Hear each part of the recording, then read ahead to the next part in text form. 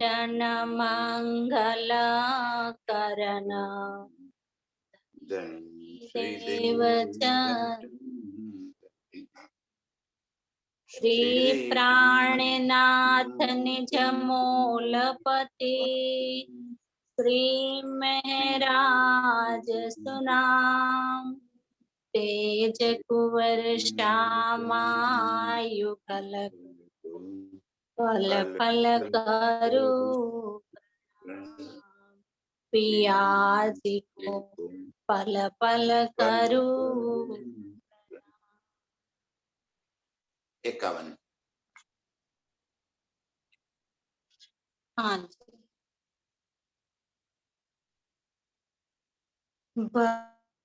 जो कचो ध्यान्यास्तु किया इन झूठी जिमी में आए जब कछु उम्मीद देओगे तब कहूंगे आस लगाए तब कहूंगी आस गाए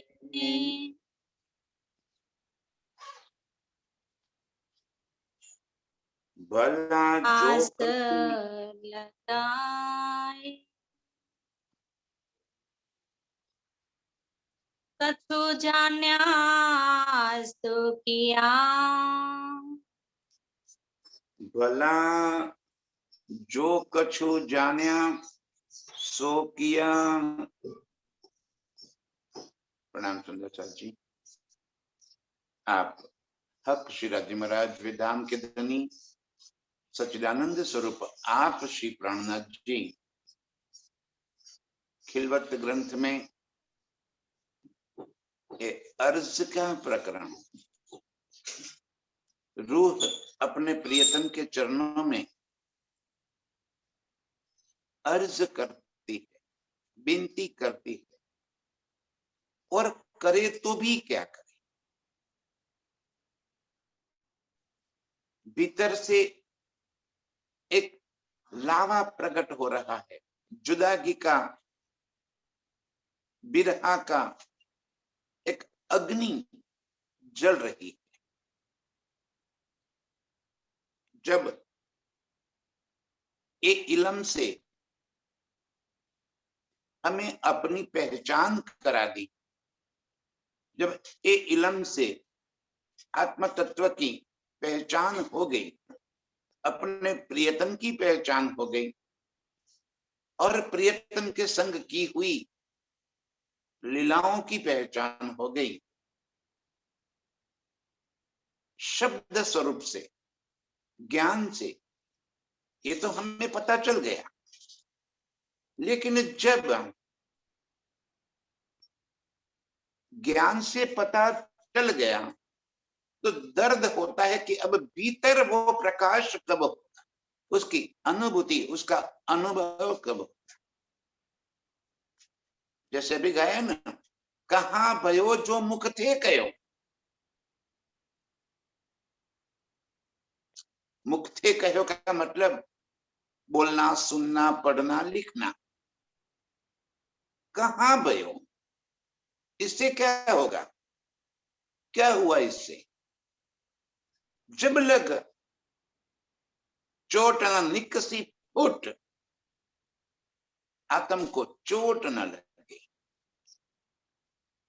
और जब तक चोट न लगेगी तब तक कहनी सुनने का कोई अर्थ ही नहीं रहता। 1000 बार ये बातें कही जाए कोई फर्क नहीं पड़ेगा। जिसने दिल से लिया इन बातों को, आगे कहा उसमें कि तीर त्रिकुड़ा लग गया। त्रिकुड़ा माने त्रिशूल की तरह, जो भीतर तो चला जाए और खींचने तरफ आते भी बाहर खींच कर निकाल लेवे। एक बार गया तो बाहर न निकले, कोई निकाल ही न सके। त्रिकुड़ा, त्रिशूल जो होता है बाहर की तरफ किनारे मुड़ी हुई, कि अंदर तो जा सकता है, बाहर नहीं आ सकता है। प्रीतम के एत के बाण इनके प्यार भरी इन लम्हों से भीतर ऐसी चोट लग गई। अब वो सूरत नजरों से दूर न हो जाए, हो न सके। भला जो कछु जान्या सो किया। यहाँ पे इस खेल में आपके इल्म मिलने से, आपकी पहचान होने के बाद जो मुझे दिल में ठीक लगा वो मैं करती रही। जैसे आपने समझाया वैसे मैं लगी रही। चर्चा सुननी थी, चर्चा सुनती रही। चितवन के बारे में कहा, चितवन करती रही। अर्श की सारी चीजें, अर्श की सारी नियामतों के नक्शे समझ लिए, पैदा फना सब कुछ सीख लिया। साधु संतों के चरण धो लिए, मंदिरों में मस्जिदों में जाके मत्थे फोड़ लिए। भला जो कुछ जाना सो किया। ये अल्प बुद्धि से मुझे जो कुछ भी सही लगा कि मैं ये रास्ते से चलकर अपने प्रियतम को पालूंगी, तो मैंने वो रास्ता जीवन में ले लिया। ऐसा करने से मुझे परमधाम का सुख मिलेगा, तो वो रास्ता मैंने अपना लिया। ये करने से मुझे राज्य मिलेंगे, तो वो काम कर लिया। भला जो कछु जाना सो किया। ये आप और हम सभी की बातें है सुंदर साथी। जो संघर्ष, जो दिल में बलपात लेकर हम राज्य के पीछे लगे हुए, कौन है जो सुबह सुबह इतनी चर्चा सुनने के लिए बैठ जाए? कौन दर्द वाला है? रात दिन ही काम में डूबे रहे, किसको पड़ी है? सारी दुनिया अपने उलझनों में उलझी है, किसी को समय ही नहीं है। और मेरी ब्रह्म सृष्टियां, अर्श की रूहें देखो कैसे राज्य को रिझाने में लगी। यही बात कह रही कि भला जो कछु जाना सो किया। मुझे जो योग्य लगा इस खेल के भीतर कि ये सेवा करने से मुझे राज्य का सुख मिलेगा, तो मैंने सेवा किया। कुछ त्यागने से सुख मिलेगा तो त्यागना कर दिया। पदयात्रा करने से, परिक्रमाएं करने से मुझे राज्य का सुख मिला, तो मैंने वो कर दिया। सुंदर साथ, इतना भोलेपन से, सहजता से, बिना किसी लाग लगाव से, जो कछु जिसने भी कोई समझाया कि ऐसा करने से अर्श का सुख मिलेगा, सुंदर साथ लग गया। करे तो करे क्या? ये झूठी जिमी में किसे कहे? यहां तो कोई है नहीं जो हमें मार्गदर्शन करे, अर्श का रास्ता बताए। प्रीतम इस इलम में दिल में बैठकर एक ही बात को अलग अलग व्यक्तियों से अलग अलग तरीके से कहलवा रहे हैं। रूह उलझ जाती है, करूं तो करूं क्या, सुनूं तो सुनूं किसका, जाऊं तो जाऊं का। अब हार गई, थक गई। अब ये बात दिल में दृढ़ हो गया कि आपके हुक्म से ही सब कुछ हो रहा है। हुआ है सब हुक्मे, होते है हुक्म, होसी सब कछु हुक्मे, कछु ना बिना हुक्म कसम। अब एक बात दिल में दृढ़ बन गई, दृढ़ता आ गई कि मेरे जीवन में होने वाली एक एक घटना आपके हुक्म से हो रही। ये ब्रह्मांड बना तब से लेकर आज दिन तक सारी घटनाएं, जो कुछ भी हो रहा है, सब कुछ आपके हुक्म से ही हो रहा है। तो मैं क्या करूंगी? आपने जो रास्ता सुझाया उसी रास्ते पे मैं चल दी। मेरा काम इतना ही था, इतना ही दर्द लेके दौड़ी थी और दौड़ रही हूं आज भी कि जैसे भी हो मुझे मेरे प्रियतम की पहचान चाहिए, मुझे मेरे प्रियतम का दीदार चाहिए, मुझे अर्श का सुख चाहिए, मुझे वो खिलवत की लीला में डूबना है। अर्श नजरों में आवे, भला जो कछु जान्या सो किया, मुझे जो कुछ योग्य लगा वो मार्ग मैंने अपनाया। रूह करे तो करे क्या, और कोई रास्ता नहीं है हमारे पास। इलम निश्चित रूप से हमें सही मार्गदर्शन दे रहा है, इसमें इलम की कहीं कोई गलती नहीं है। इलम बिल्कुल सही मार्गदर्शन दे रहा है, लेकिन इसी इलम को पढ़ने वाले जिंती भाई कुछ कहेंगे, कोई और कुछ कहेगा। अब जावे तो जावे कहां। रूह सुंदर सा अर्थ इतना सरल, इतना सहज है, जहां से जो बात मिली उसी के ऊपर अमल कर लेना चाहता है कि मुझे मतलब नहीं है कि ये रास्ता किसने दिखाया, कैसा दिखाया, मुझे मतलब है अपने प्रियतम से। मेरे दिल में एक ही चाहत है कि जैसे भी हो मेरे प्रियतम के दीदार हो, अर्श की लीला में मैं डूब जाऊं, अर्श की मेरे दिल में वो सारी खुशियां, अर्श की वो सारी मेरे प्रीतम के संग की हुई लीलाएं, न्यामतें, सब कुछ मेरी स्मृति में भर जाए, मुझे याद आ जाए, मैं अपने आप को अर्श में जागृत कर दूं प्रीतम के संग, फिर वो इश्कमयी लीला में डूब जाऊं। इतनी सी तो चाहत है हमारी, और क्या चाहिए हमें। और इस वास्ते कहते हैं भला जो कछु जाने सो किया इन झूठी जीनी में आए।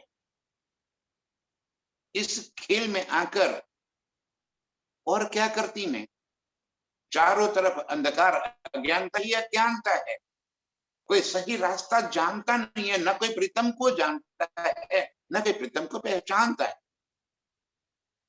निराकार के आगे किसी को कोई सुध ही नहीं। इस झूठी जीनी में आए के ऐसी हालत में मैं करती तो क्या करती। इस खेल में आके जो मुझे सही लगा, जैसा मुझे योग्य लगा, भला जो कछु जाना सो मैंने किया, और कोई रास्ता मेरे पास बचा ही नहीं है। जब कछु उम्मीद दोगे तब कहूंगे आस लगाए। अब ये भी तो आपके हुक्म के अधीन है।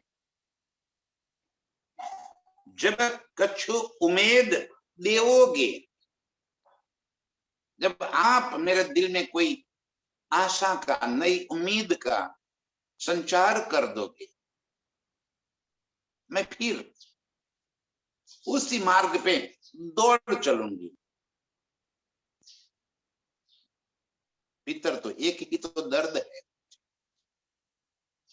मुझे मेरे प्रेम से मिलना है।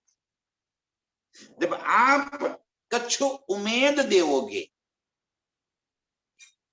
आप जब एक हल्का सा भी आशा की किरण दिखाओगे, आप जब दिल में कभी एक हल्की सी झांकी दे दोगे आपकी, कभी हल्का सा अर्श का कोई सुख आपने दिखा दिया, उम्मीद बधेगी कि हाँ मैं सही रास्ते पे। जैसे देवचंद्र जी निकले उमरकोट से तो रास्ते में पठान के रूप में आए और रास्ता दिखा दिया और फिर अंतर्ध्यान हो गए, लेकिन दिल में एक उम्मीद जग गई कि आप मेरे साथ हो, अब जाओगे कहां, मैं कहां से भी आपको ढूंढ लूंगी। मुझे इतना तो पता चल गया कि आप मुझे छोड़ के कहीं नहीं जा रहे हो। जब भी मुझे तकलीफ होगी, आपत्ति होगी, तब आप मेरे संग खड़े हो, ये दृढ़ कर दिया। जब कछु उम्मीद देओगे, ऐसे मुझे भी जब प्रियतम आप कोई आशा की किरण देखा, कोई उम्मीद, आशा जगाओगे। कैसे? कोई बात समझाने से, कोई आपकी एक हल्की सी झलक देने से, कभी अर्श की कोई बात समझा देने से अचानक जैसे चौंक जाओ, हाँ अर्श में ये बातें है। जब आप कुछ उम्मीद देओगे, तब कहूंगी आस लगाए, तब मैं आपसे आशा करके उम्मीद करके कहूंगी कि हे प्रीतम अब और कुछ सुख दे। जब एक हल्की सी आशा दिखा देते हैं प्रीतम, तब दिल इतना खुश हो जाता है। अर्श की एक थोड़ी सी झलक कभी मिल जाती है, अर्श में प्रीतम के संग की हुई लीलाओं की एक थोड़ी सी स्मृति, कोई बात दिल में आ जाती है, पूरा दिन जैसे खुशियों से झूम उठते हैं। आज मुझे एक नई बात समझने, एक हल्की सी झांकी मिल गई, एक अनुभूति हो गई, दिल में कुछ नया उम्मीद, आशा प्रकट गई। और तब मैं उसी उम्मीद के साथ फिर आपके पीछे लग जाती हूँ कि निश्चित रूप से आप प्रियतम मेरे संग है, तो मुझे और भी सुख मिलेगा और अधिक सुख मिलेगा। हमारे सुख की व्याख्या इस संसार की उपलब्धियों से नहीं, हमारी सुख की व्याख्या अपने प्रियतम से मिलन की, अर्श की लज्जत की है, अर्श के सुखों की है। इस खेल के नहीं, ये इतना समझाने से अब ये बात तो दिल में आ गई है, तो उसमें तो कोई शक नहीं रहा, इतना तो दिल में दृढ़ हो गया है। यहाँ सब कुछ मेरा होते हुए भी मेरा कुछ नहीं, न तो परिवार, न प्रतिष्ठा, न पद, न पैसा, कुछ भी मेरा होते हुए भी मेरा नहीं है, ये दृढ़ हो गया है। और तब जब कछु उम्मीद देओगे, अब मेरे प्रियतम जब आप मुझे कुछ उम्मीद दिखा रहे, जागने की, अर्श में जागृत हो जाने की, अपने निज स्वरूप की पहचान की एक आशा जग जाती है, तब कहूंगी आस लगाए, तब मैं आपसे आशा लगाकर और अधिक विनती करूंगी कि मेरे प्रीतम अब मुझे अर्श के वो सुख दे दो, जो सुख आपने बताए, मुझे उस सुख में अब डुबा दो। अब वही सुख मुझे अपनी ओर आकर्षित कर, और कुछ नहीं चाहिए मुझे। एक एक नई नई बात हल्के हल्के प्रीतम हमें बता रहे, कभी कभी कुछ नई बातें दिल में ऐसे उपजा देते हैं कि पता नहीं कहां से आया। जैसे दूसरी भूम बुलवनी के मंदिरों में प्रीतम के संग हम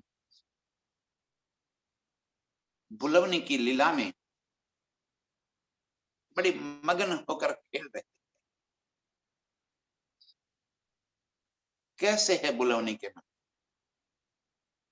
और उससे बुलवनी के मंदिर क्यों कहा, तो दीवारें हटा दी गई और सिर्फ थंबे, थंबे भी नूर के। फिर सुंदर सा जी एक बात तो दृढ़ कर लेनी है कि अर्श की सारी चीजें नूर की है। नूर चेतन है, नूर सूक्ष्म है, कोमल है, नरम है, पारदर्शी है, सुगंधित है, शीतल है, चपल है, चंचल है, चतुर है। एक एक गुण नूर के भरे पड़े हैं। ऐसे नूरमयी कांच, और जिसके भीतर प्रीतम का प्रतिबिंब पड़ता है। अब वो कांच कोई फिक्स थोड़ी है, चेतन है।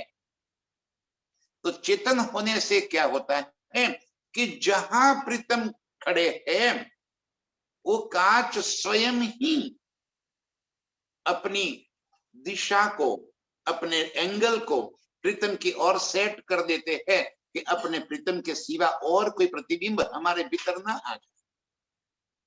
और फिर उस प्रतिबिंब को आगे और कांच में पास ऑन करते हैं। यूं करते करते पूरे बुलवनी के मंदिरों में हर एक कांच में सिर्फ और सिर्फ प्रीतम का ही स्वरूप झांक रहा है। वो कोई फिक्स कांच लगे हुए नहीं है। कांच चेतन है, और चेतन होने की वजह से वो पल पल अपना एंगल, कोना चेंज करते रहते हैं। जिस तरफ भी प्रीतम गए, अपना एंगल उस तरफ सेट कर हो जाता है। अपने आप स्वयं ही कांच गुम जाते हैं, और चारों तरफ प्रीतम ही प्रीतम नजर आते हैं।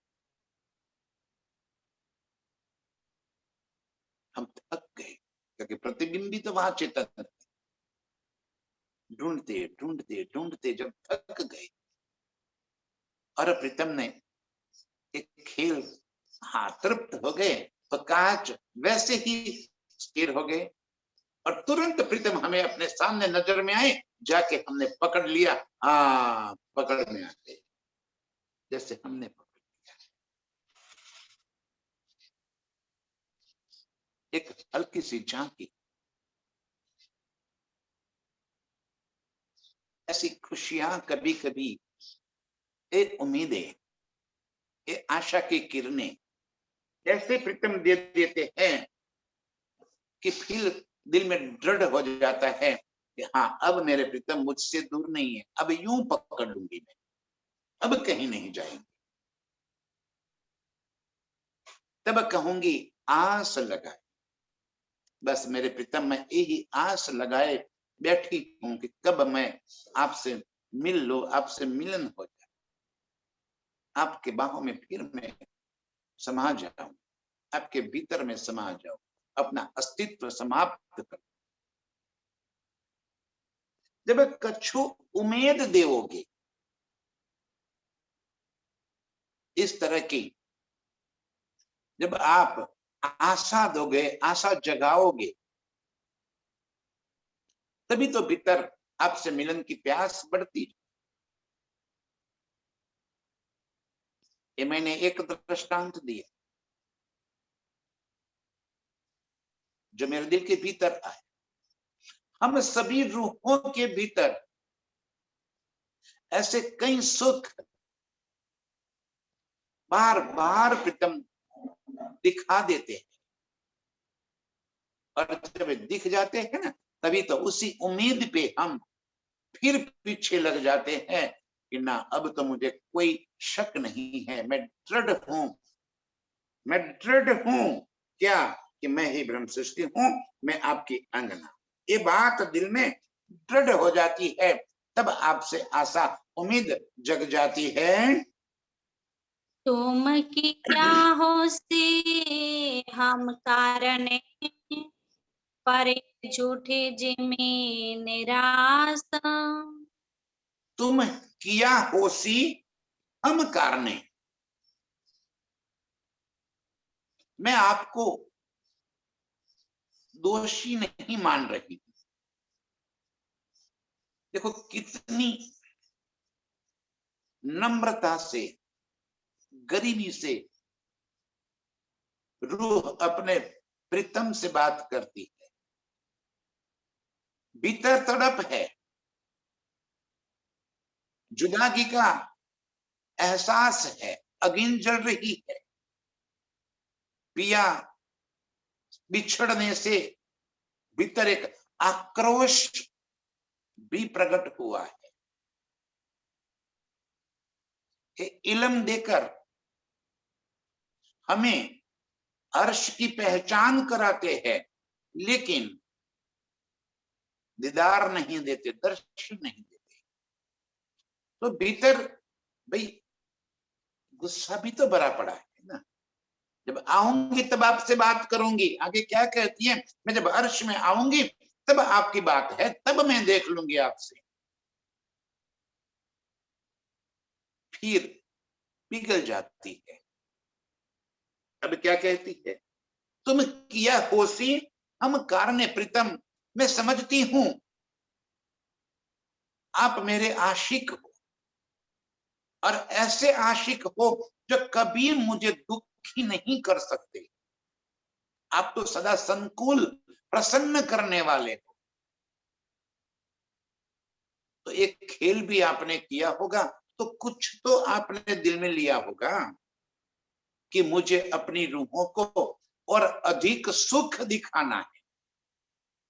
इतना तो मुझे विश्वास है आपके ऊपर कि आप मुझे दुख दिखाने के लिए, कोई पीड़ा देने के लिए, कोई परेशान करने के लिए तो खेल में नहीं ला सकते। आप ऐसे आशिक नहीं हो सकते। मुझे विश्वास है आपके ऊपर कि आप कुछ तो कारण, कुछ तो दिल में लिया होगा।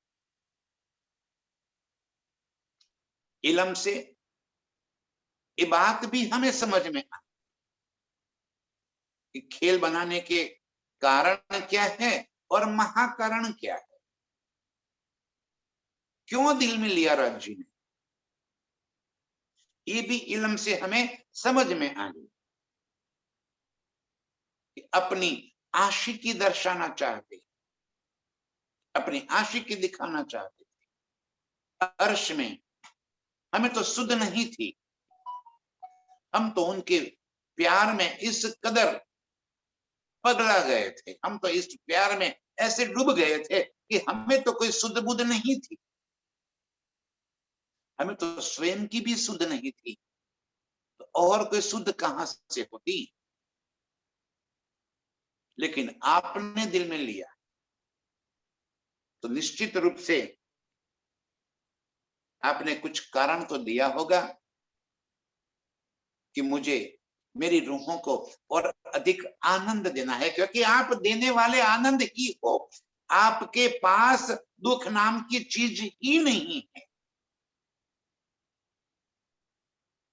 जो सुखों के महासागर है, जो मेहर के सागर है, जो इश्क के सागर है, वो दुख कहां से देंगे, वो जुदागी कैसे दे सकते हैं।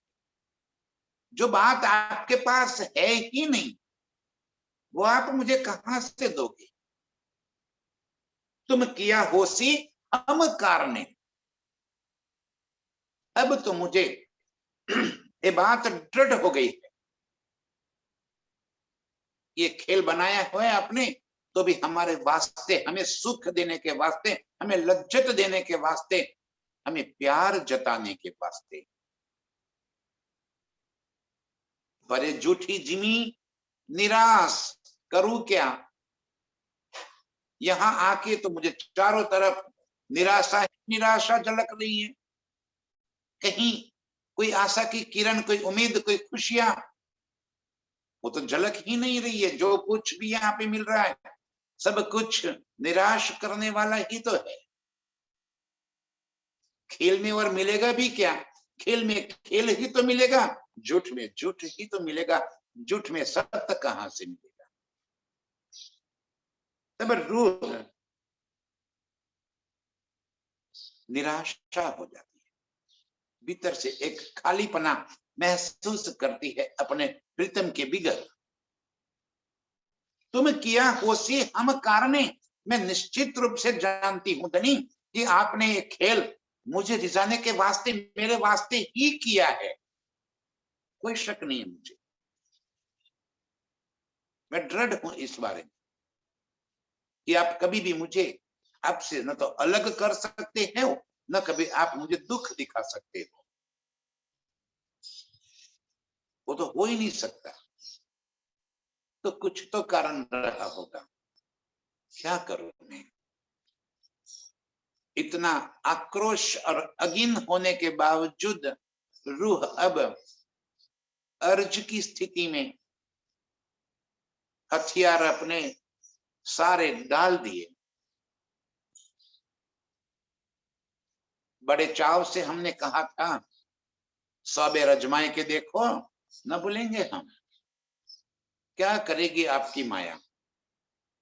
क्या हमारा इश्क आपकी माया से कम है क्या? हमारा इश्क क्या खो जाएगा आपकी माया में? क्या आपकी माया इतनी बलवान है कि हमें आपसे बुला देगी? क्या समझ रही हो? यही तो हमने बढ़ाई कर देखी थी प्रीतम के सामने, और यही बात अब दिल में धीरे धीरे धीरे व्यथा में बदल जाती है। तब्दील हो गई अब व्यथा में कि ना भी कुछ तो मेरा ही कारण रहा होगा। आपने तो जो कुछ भी किया होगा, हम कारण है। खेल में से जब आएंगे तब पता चल जाएगा, तब पूछ लेंगे आपसे।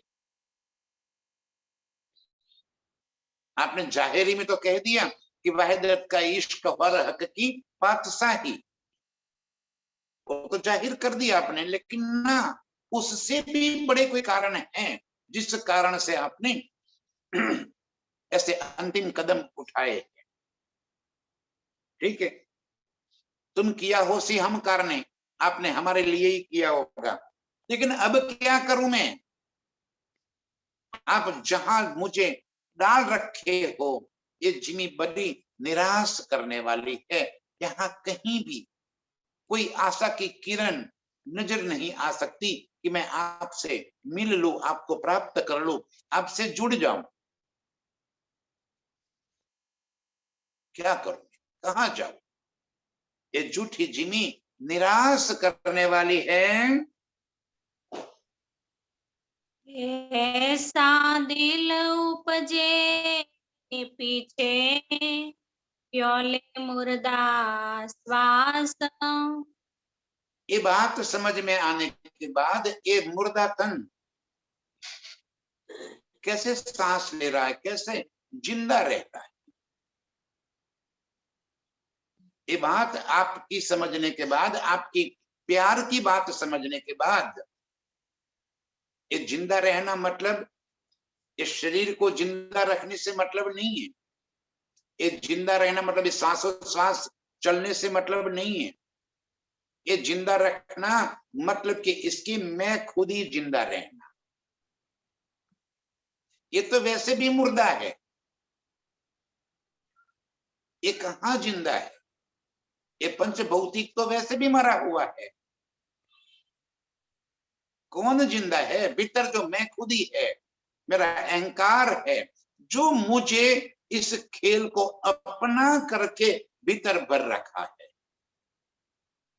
मेरी मैं खुद ही कब से निकल गई होती। यही रूह अब बता रही है, ऐसा दिल उपजे पीछे। जब आपके प्यार का एहसास होने के बाद, आपकी बातें समझने के बाद,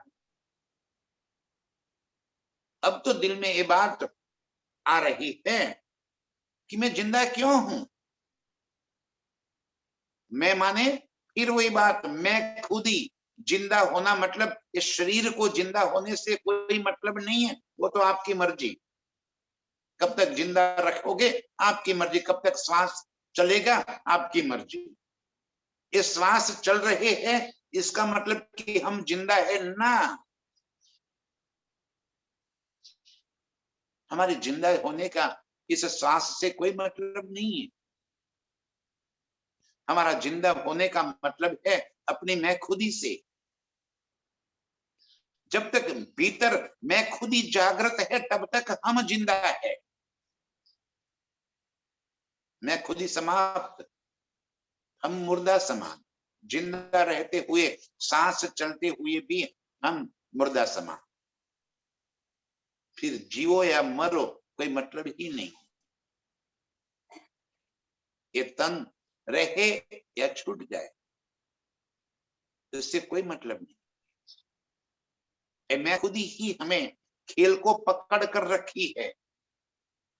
ये मेरा पना ही हमें खेल के भीतर डुबा रखा है। ये मेरा है। ये सब कुछ जब तक छूटेगा नहीं,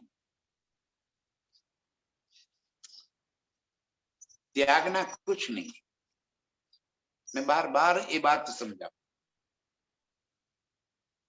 यदि त्यागने से ही परमात्मा मिल जाता तो हम तो ये उम्मीद ही न करते, कब से सो जाते। अपना जो धंधा रोजगार है वही करते रहते, छोड़ दो। और सब डरते भी इसी वास्ते है कि धर्म में जाएंगे तो सब कुछ त्यागना पड़ेगा, क्योंकि दुनिया सारी यही बताती है कि त्यागने से ही परमात्मा मिलते। एक एक सबने एक उसूल बना रखा है। किसी ने वस्त्र त्याग दिए, किसी ने जूते त्याग दिए, किसी ने और कुछ त्याग दिया। देखो आप चारों तरफ त्याग ही त्याग। सफेद वस्त्र धारण कर लिए, मैं रंगीन वस्त्र नहीं पहन सकता हूं, ये भी त्याग। क्या त्याग कर रहे हैं हम? जो कुछ तेरा है वो त्याग। जो तेरा नहीं है वो तू कैसे त्यागेगा? कि माँ की कोख से कपड़े पहन कर आया था जो तेरे कपड़े हो गए ना। ये सारा कुछ जो यहाँ आकर तूने प्राप्त कर लिया, उसे तू क्या त्यागेगा? वो तो तेरा है ही नहीं।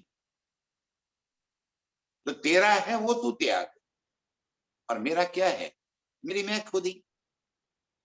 इसी की बात धनी जी कह रहे हैं कि अब ऐसा दिल उपजे क्यों ले मुर्दा श्वास। ये मेरे प्रीतम की पहचान होने के बाद मेरे में मेरी मैं खुद ही, मेरे में मेरा मेरा पना कैसे रह सकता है? अब एक पलक के लिए भी मेरे भीतर मेरी मैं खुद ही, मेरा मेरा पना नहीं रह सकता। एक आह श्वास क्यों ना उड़े, तो भी हुआ हाथ धनी।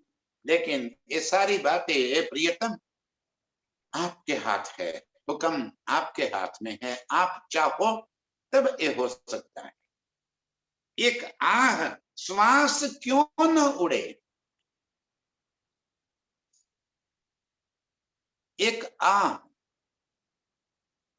प्रीतम की जुदागी का एक एहसास, अर्श की स्मृति का एक एहसास, मेरी स्वयं की पहचान का एक एहसास। एक आह श्वास क्यों न उड़े। तुरंत ही हो सकता है तन भी छूट जाए और मेरी मैं खुद ही भी हट जाए, पर सो भी हुआ हाथ धनी। ये सारी बातें आपने आपके हाथ रखा है। आपके हुक्म से ही चलने वाली बातें हैं। आप चाहो तब, आप चाहो वैसा होना है। इसमें मैं कुछ भी नहीं कर सकती, मेरा कोई बल नहीं चल सकता। हे प्रीतम, ये आपके हाथ में। अब मैं क्या कहूं आपसे? अब मुझे और अधिक कहने के मेरे पास कोई शब्द ही नहीं बचे।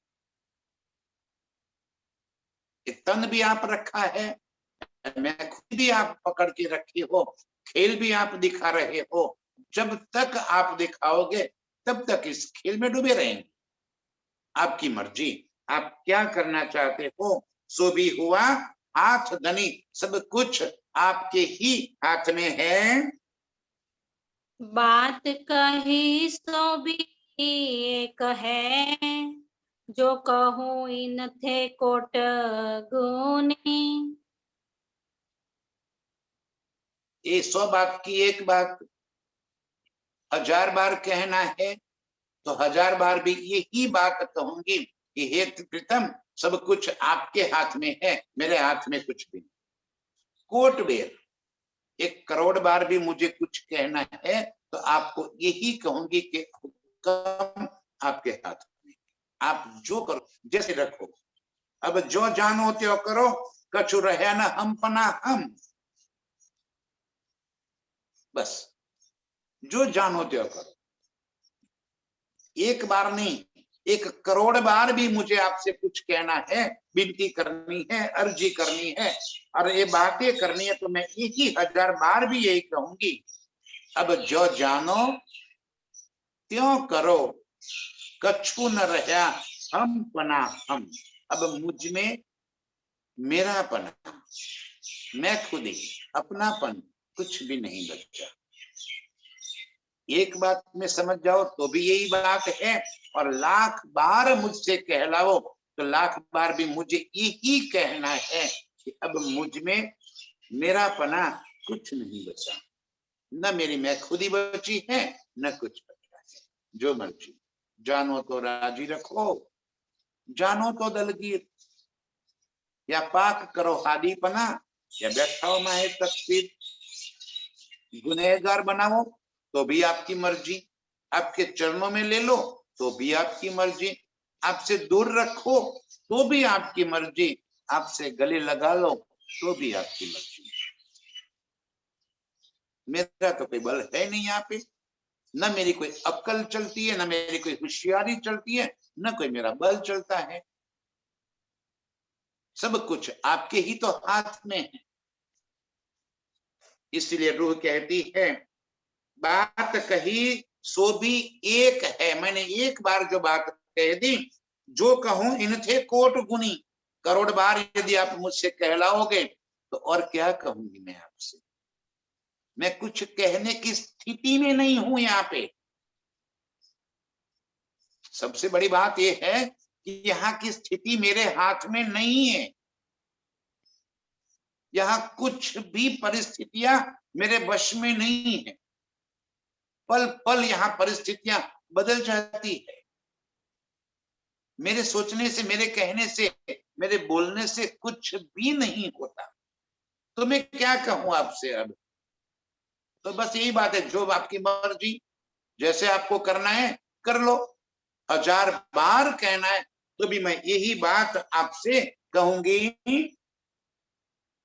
श्री महामत कहे मैं शर्मिंदी, सब अवसर गई भूला। महामती जी कह रही है, इंद्रावती की आत्म अब अपने आप को कोस रही है, अपने भीतर अपने आप को बता रही है कि मैं सारे अवसर, सारे मौके मैंने गवा दिए। इस खेल के अंदर मुझे जितने भी मौके मिले थे प्रीतम के पास जाने के, मैंने गवा दिए। हमारी भी यही तो स्थिति है। याद कर लो, हमने कितनी बार इस माया को अधिक भारी करके राज्य से दूर हुए। जब मुझे सरकार जी हमें मिले, बार बार शिविरें लगती रहती थी, हम अपना धंधा रोजगार घर छोड़कर नहीं दौड़ रहे थे, नहीं भाग जाते थे, हर जगह पे नहीं पहुंच पाते थे। क्यों? कि हमने खेल को भारी कर रखा था, संसार को भारी कर रखा था। आज भी देख लो, आज भी हमारी यही स्थिति है। सेवा के कई मौके आते हैं, हम सेवा करने के लिए सक्षम होने के बावजूद भी सेवा से वंचित रह जाते। क्यों? कि बीच में हम पना आ जाता, मेरा आ जाता। सब अवसर गई भूल। आज भी देखो, क्या कहूं, कैसे समझाऊं मैं आपसे कि कितनी बार हमें मौके मिले हैं और हमने उस सारे मौके गंवा दिए। आज भी प्रीतम हमें कई तरह के मौके दे रहे, हम मौके गंवा रहे। सब अवसर गई भूल। तड़प बाद में होती है ना, जब हाथ से मौका छूट जाता है तब पछतावा होता है। लेकिन फिर पछतावे क्या होता जब चिड़िया चुग गई खेत। बाद में क्या करें। आज अभी भी हमारे पास मौका है, तक है। श्री मामत कहे मैं शर्मिंदी, सब अवसर गई भूल। मुझे जितने भी मौके मिले मैं छोड़ दिए। आत्म जागृति के, सेवा के, सुंदर साथ से जुड़ने के कई अवसर मुझे मिले। मेरे में मेरा पना आ गया, अहंकार आ गया, हम पना आ गया, और मैं इन अवसरों का लाभ नहीं ले सकता। मौका हाथ से छूट जाएगा। ये सांस कब बंद हो जाएगा पता नहीं। जब तक ये चल रही है ना, तब तक सेवा का अवसर ढूंढ निकालो। संगत की सेवा, सुंदर साथ की सेवा, इससे बड़ी कोई सेवा नहीं हो सकती। दिल में बस एक ही दर्द लेके चले कि मुझे राज्य ने जो भी सेवा के लिए योग्य समझा है, मैं उस सेवा में लग जाऊं। सेवा से ही हमें शुद्ध आएगी, सेवा से ही हमारे भीतर नम्रता, गरीबी, शुक्र आएगा। हम औरों को ना देखें, औरों के गुण अवगुण को ना देखें। आमती जी हमें यही बात फरमा रहे हैं कि मैं शर्मिंदी, अब क्या करूं, मुझे शर्मिंदगी महसूस हो रही है। सब अवसर गई भूल, सारे मौके मैंने छोड़ दिए, छूट गए मेरे से। जहां भी मुझे, ये हमारे लिए कह रही है, हमें बता रही है कि हमने इस सेवा के मौके गंवा दिए हैं। अब शर्मिंदगी हमें ही तो महसूस होगी। अपने अहंकार के कारण, अपने मैं खुदी के कारण हमने सुंदर साथ की सेवा से हम वंचित हो रहे। मर्जी आपकी, धनी जी जैसे सुझाते हैं वैसे ही होता है, लेकिन भीतर एक अफसोस होता है, एक दर्द जागृत होता है कि मैं सेवा से दूर हो गई, अवसर सारे मैं भूल गई। ऐसी ना जुदागी मैंने क्यों कहूँ करो संकुल। हे मेरे प्रियतम, ऐसे खेल में मैं कैसे विनती करूं कि आप मुझे प्रसन्न कर लो। प्रसन्न तो मैं तब होऊंगी जब आप मिलोगे, प्रसन्न तो मैं तब मिलूंगी जब आपसे गले लग जाऊंगी। प्रसन्नता मुझे तब आएगी जब मैं खिलवत लीला में मस्त हो जाऊंगी। प्रसन्नता तो मेरे दिल में तब भर जाएगी, मैं चारों तरफ अर्श में एक बार तो घूम लूंगी। आते ही इतनी तड़प भरी है ना कि जागृत होते ही मूल मिलाए से सीधा आपका हाथ पकड़ के इतना दौड़ूंगी, इतना चक्कर लगा दूंगी, हाय हाय हाय, सारी रही सही कसर दूर कर दूंगी।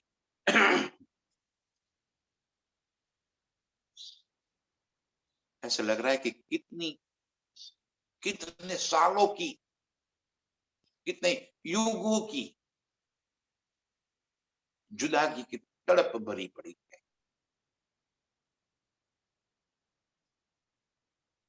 जैसे मिलोगी ना, जब भी मिलोगे, याद कर लो सुंदर साक्षी उस लीला को, जब रास में अंतर ध्यान होने के बाद फिर भजनानंद प्रीतम हमारे सामने आए, तब हम सारी रूहें एक साथ इस कदर लग गई थी कि स्वयं प्रीतम को अनंत स्वरूप धारण करके एक एक रूह की चाहत को पूरी करनी पड़ी।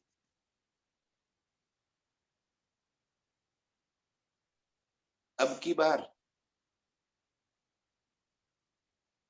जब इस फरामोशी से जागृत हो जाएंगे, तब प्रीतम को एक पलक के लिए भी छोड़ेंगे नहीं। कितनी चाहते एक साथ भरी पड़ी है,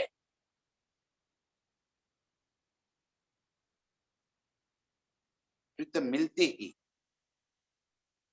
ये सारी चाहते एक साथ पूरी कर लूंगी। कितने कितने सपने सजोए हैं, पोखराज जाना है, पाटघाट जाना है, और कोसम में तैरना भी है, सागरों में जाना है, जवेरों के नहर में जाना है, जवेरों के महलों में जाना है, फुलबाग में दौड़ना है, रीति पश्चिम के चौगान में पशु पंछी की असवारी करनी है, बट पीपल की चौकी में कूदना फांदना है, लाल चबूतरे पे मुजरा देखना है। कितनी कितने अरमान भरे पड़े।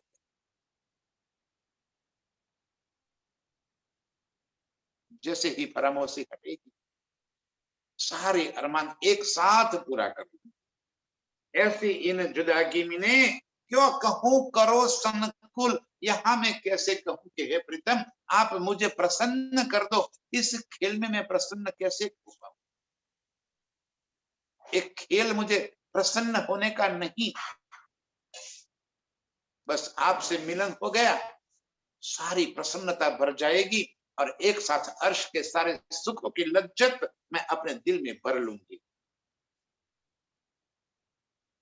यहाँ तो जितने मौके मिले सारे मौके मैं गवा चुकी हूँ, अवसर को भूल गई हूँ, बस ये अवसर मैं नहीं छोड़ूंगी। ऐसी जुदागी मिले क्यों कहूं करो संकुल, कैसे मैं विनती करूं आपको, क्या अर्ज करूं मैं आपको, क्या प्रार्थना करूं आपको कि आप मुझे प्रसन्न कर लो। हे प्रीतम बस एक ही चाह है, अर्श में जागृत होकर आपके साथ अनंत अनंत सुख लेने हैं। इतनी चाहत मेरी पूरी कर लो, यही मेरी अर्ज विनती आपके चरणों में है। यही हम सभी रूहों की आपसे बार बार विनती है कि आप मुझे अर्श में आपके निज स्वरूप में जगा दो। ऐसी चाहत रखने वाली अर्श की सभी रूहों के चरणों में कोटि कोटि प्रणाम।